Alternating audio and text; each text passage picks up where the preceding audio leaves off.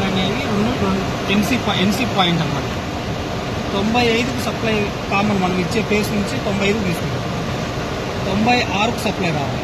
ఇది ఎట్లా పనిచేస్తుందంటే లోపల థర్మల్ రిలే అని ఉంటుంది.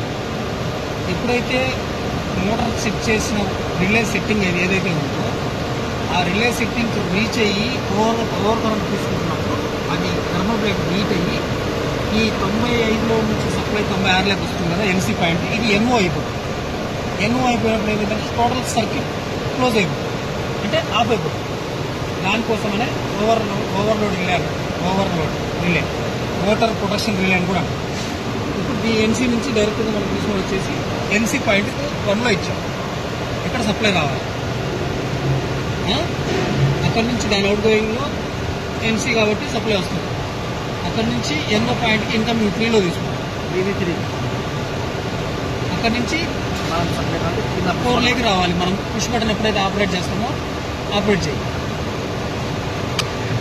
పుష్ బటన్ ఆపరేట్ చేస్తే ఇక్కడ సప్లై వచ్చింది, అంటే ఇక్కడ నుంచి కాంటాక్టర్ A1కి సప్లై వచ్చింది. ఇక్కడికి వచ్చింది.